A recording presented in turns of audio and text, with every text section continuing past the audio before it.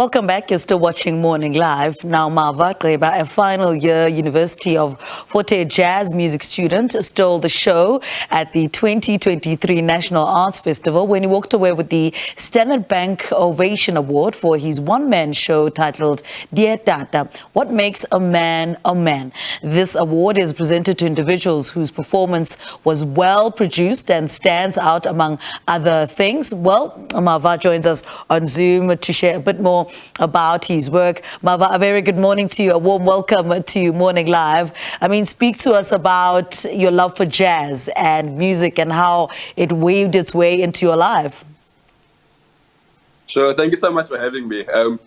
I love jazz because from a very young age, my father and my mother were playing it around the house. And so it was one of those genres of music which became very important in my development.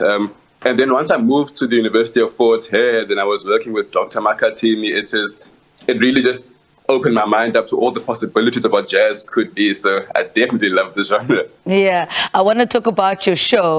What makes a man a man? Tell us a little bit about that. That title on its own.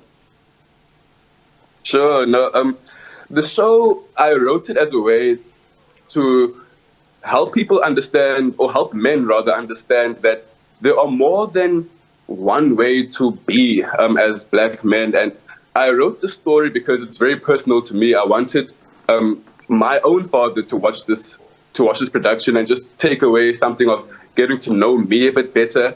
And then hopefully the other fathers and sons who are watching the show would also be able to take something away and relate to the show. What does it mean personally to you to have won the Standard Bank, Ovation Award? Wow, it means everything. It means everything. It's a validation that all the work that we've been doing all this time is really coming to fruition. But more so than that, I'm appreciative because it's an award that is really, it's based on what the audience also, how it receives the show. And so the fact that the audience was there and they really appreciated the work that we put out, I can't ask for anything more. Yeah. And what lessons came with working on this project, and how much did it push you in terms of a creative process?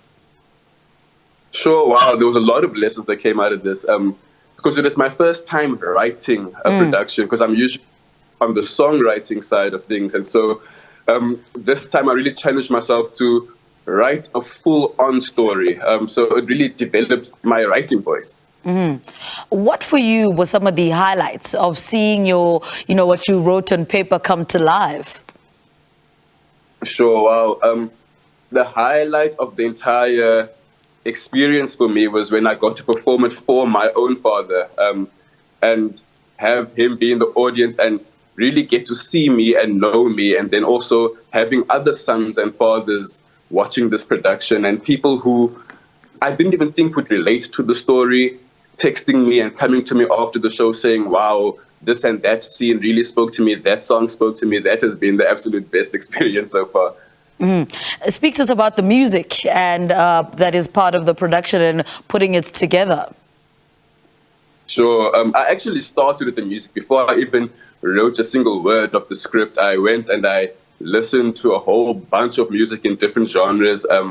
I mainly stuck within the musical theater and jazz tradition of music because I really feel as though the lyricism in those genres and the musicality in those genres is really what I was looking for to drive the story home. The first song is called Mr. Cellophane, and it's about this man who feels unseen, almost feels see-through. And then the last song is called What Makes a Man a Man. It's the song I named my show after because it just so eloquently said what I needed it to say for the show. And talk to us about how working with, Nduduzo Makatini and how that opened your mind and how it, broadened the spectrum that you operate from. Sure. I actually remember the first lecture I had with Doc. One of the first things he said is that jazz is about your approach to the genre. And so what I took from that is about anytime you're creating music, anytime you're creating art, it comes from your own lived experience. It comes from your lesson you've learned. And so I'll never forget that lesson that Dr. Mack taught me because it's really how I operate now. Every time I try something new, I realize it's from my own approach. All right. Are there any plans, to take the show on the road, because obviously after National Arts Festival, most productions then go, on the road anytime that we're going to see it in the Free State, in a theatre somewhere? Yes, definitely. There are many plans to take it on the road. Right now, we're looking at Gqeba and Cape Town for our next performances, but we're definitely exploring Gauteng and the KZN area as well. It's moving. The show will move. Yeah.